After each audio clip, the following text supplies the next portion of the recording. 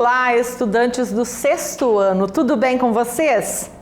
Que bom, eu fico muito feliz que vocês estejam bem. Vamos estudar então? Vamos lá? Hoje os objetivos da nossa aula é ler um folder de campanha, localizar informações explícitas em um texto, aquelas informações que estão muito evidentes, né? E identificar os efeitos de sentido dos modos verbais. Você já leu um folder de campanha? Já observou como é que é a linguagem do folder? Sabe para que ele serve? Que tipo de linguagem ali é utilizada? Já observou que tem uma linguagem diferenciada para o folder de campanha? A gente vai ver isso agora. O que é um folder de campanha, professora? É um gênero que indica procedimentos a serem realizados. É o tipo de texto que leva o leitor a mais que uma simples informação. Quer dizer, ele quer mais do que informar, ele quer instruir o leitor. Não é o texto que argumenta, não é o texto que narra, que debate, mas que leva ao leitor uma determinada orientação. Então, um folder de campanha vai ser feito porque ele vai levar ao leitor uma orientação. Tem como intencionalidade divulgar alguma informação ao público, ou seja, propagar uma ideia. O folder de campanha vai trazer, então, uma informação ao público e aí, por meio da leitura desse folder, propagar uma ideia. Vamos dar uma olhadinha aqui? O que seria divulgar uma ideia? Então, nós temos, nesse caso, qual é a ideia? A ideia de que nós precisamos combater o mosquito da dengue. E o cartaz está aqui, ó. O perigo aumentou. E olha só, é um pontinho final ali que nós temos ali. O que isso significa? Significa que isso é uma afirmação. O perigo aumentou. Isso é fato.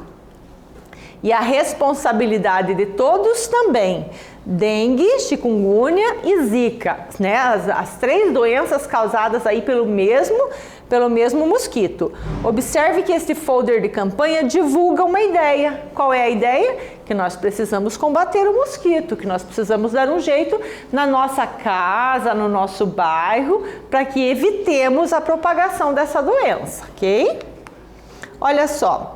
O perigo aumentou e a responsabilidade de todos também. Dengue, chikungunya e zika.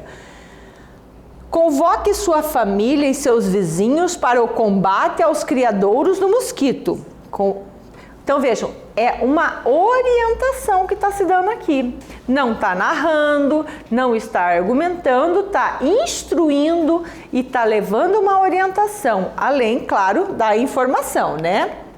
Atividade 1 para você. Então agora você vai pegar seu caderno, né?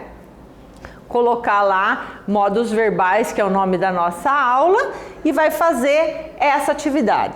Qual é o assunto, ideia, que está sendo divulgado nesse folder? Vou dar um tempinho para você, tá muito fácil, eu já volto.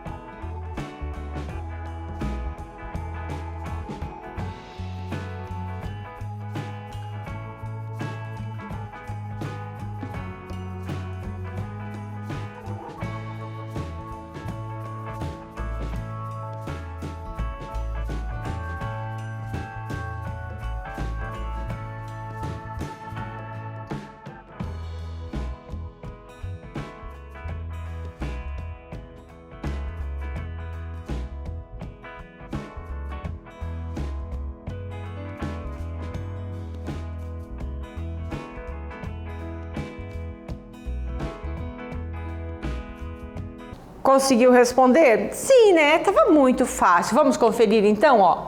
Qual é o assunto, a ideia que está sendo divulgado aí? O combate aos criadores do mosquito Aedes aegypti, inseto que transmite dengue e outras doenças, ok? Vamos ler todas as orientações do folder. Prestar bastante atenção agora na linguagem que é utilizada aqui. Olha só. Tampe os tonéis e caixas de água. Mantenha a lixeira bem fechada. Coloque areia nos vasos de plantas. Retire sempre água dos pneus. Deixe garrafas sempre viradas. Eu vou só voltar um pouquinho aqui, ó, de novo.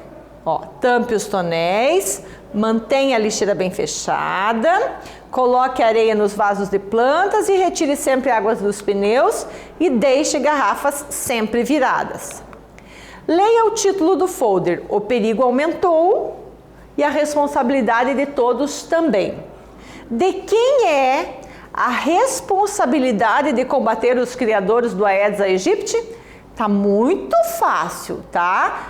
Pensa bem, responde direitinho. Outra coisa, eu preciso que você responda no seu caderno, que você faça uma resposta completa, tá? Não é para colocar lá do prefeito. De quem que é a responsabilidade do prefeito? Não. Você vai colocar a responsabilidade de combater os criadores do Aedes aegypti é... Daí você responde. Resposta completa, eu te espero, tá bom?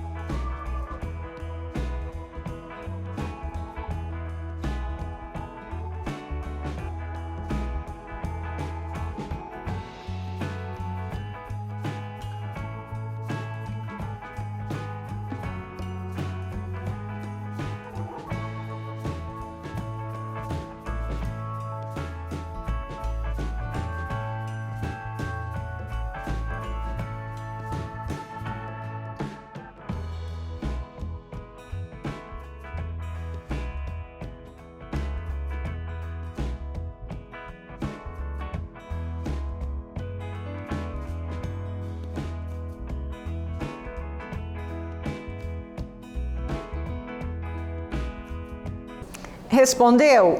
Fácil também, né?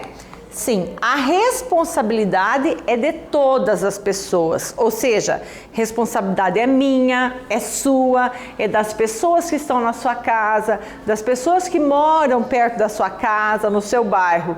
Todos nós temos que estar atentos, né? Com água nos vasinhos das plantas, temos que tirar, não pode deixar água acumulada lá. Não deixar pneu com água, tem que tirar a água lá, esconder aquele pneu para que não acumule água. Não podemos deixar as caixas de água abertas, os tonéis, né? Às vezes a gente capta a água da chuva e deixa aberto. Não pode, né? Nós temos que tomar bastante cuidado com isso. Garrafas com a boca para cima, não pode, tem que ser virada, porque qualquer acúmulo de água pode sim se tornar um criadouro, né, do mosquito Aedes aegypti e que vai levar dengue, chikungunya e zika aí para a população. Temos que todos cuidar. Para refletir, de que forma podemos expressar os estados das coisas, as ações e os eventos de que precisamos dar conta quando falamos ou escrevemos? Sim, os verbos podem fazer isso. Olha só, imagine que a professora Gláucia fala para vocês assim, ó, eu, a porta. Que mensagem é essa? Você só vai entender o que eu quero dizer quando eu colocar um verbo. Eu pintei a porta. Eu fechei a porta, eu abri a porta. Você percebeu a função do verbo? Você percebeu o quanto que o verbo é importante? Então tá bom, vamos lá, ó. Tampe os tonéis e caixas de água. Mantenha a lixeira bem fechada. Deixe garrafas sempre viradas. Coloque areia nos vasos de plantas. Retire sempre a água dos pneus. Essas palavrinhas que nós temos destacadas aqui são os verbos. São os verbos que dizem para nós, que trazem a mensagem. Imagine que a gente não falasse, ó, não colocasse o tampe, os tonéis e caixas d'água. O que é para fazer? Aqui, a lixeira bem fechada. Poderia ser não deixe a lixeira bem fechada ou deixe a lixeira bem fechada. Aqui, ó, garrafas sempre viradas.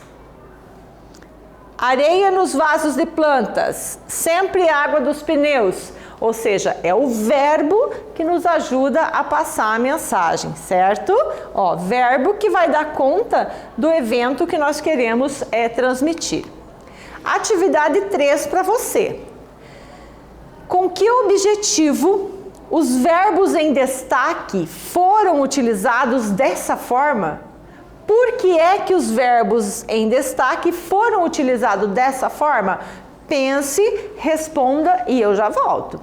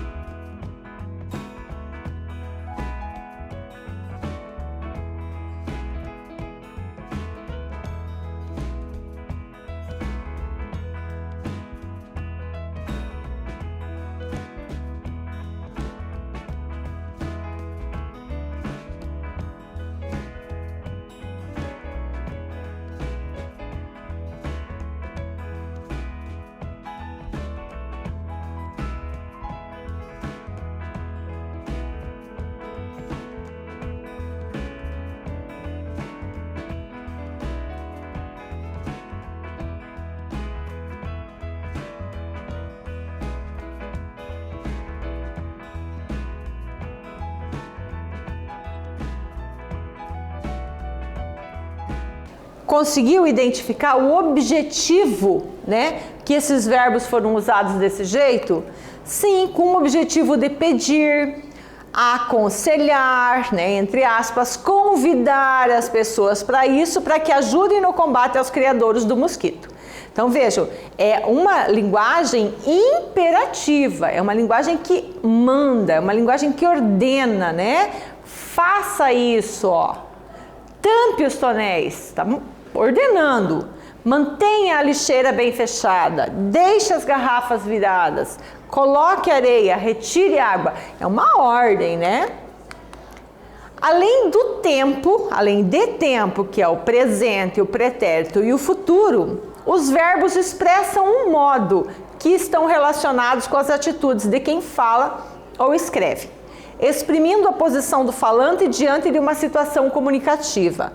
Os modos verbais permitem ao enunciador explicitar intenções e juízos de valores. Agora vamos lá. Professora, eu não sei direito, você leu, mas eu não consegui entender o que diz ali. É muito simples, muito simples. Dependendo da intenção do falante, ele vai usar um modo verbal. Então, por exemplo, se o falante quer falar de uma coisa certa, de uma coisa que aconteceu ou que vai acontecer, que realmente isso é certo, nós vamos usar os verbos no modo indicativo. Se o falante vai fazer uma hipótese, tem dúvida, né, um desejo, nós vamos usar o verbo no modo subjuntivo.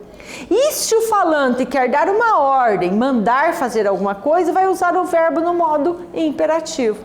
Um exemplo disso, no modo indicativo, eu estou estudando. Isso é um modo indicativo, é uma certeza. Ou eu vou estudar amanhã, certeza. Agora, se eu dizer, se eu estudasse língua portuguesa direitinho, estaria melhor nas outras disciplinas. Você percebe que é uma hipótese? Agora, uma ordem, estude língua portuguesa. Ou seja, os modos vão estar relacionados com a intenção que o falante tem ao expressar alguma coisa, ok? Quais são os modos verbais, professora? Indicativo, subjuntivo e imperativo. Indicativo é verdade, o fato. Subjuntivo, possibilidade, desejo. Imperativo, ordem, pedido, né? E nós estamos vendo aqui nessa aula o modo imperativo do verbo, que é apresenta-se na forma afirmativa e na forma negativa, expressa uma ordem, um pedido, um conselho, um convite. Exemplo, promova a economia de água por meio do consumo consciente. Não desperdice água. Na forma afirmativa vem assim, vem o verbo ordenando, e na forma negativa vem o não junto, não desperdice água, não deixe as lixeiras destampadas, não deixe garrafas com a boca para cima. É simples, a afirmativa vem o verbo e a negativa vem com o não junto, ok? Atividade 4 agora para você. Em que modo verbal estão empregados os verbos em destaque nas frases abaixo? Você vai ler as frases e vai ver que modo que eles estão empregados. Se ele está no modo indicativo, que é uma certeza, um fato, uma realidade. Se é um desejo, uma suposição, uma dúvida, uma hipótese, é modo subjuntivo. E se é uma ordem, modo imperativo. Eu te espero.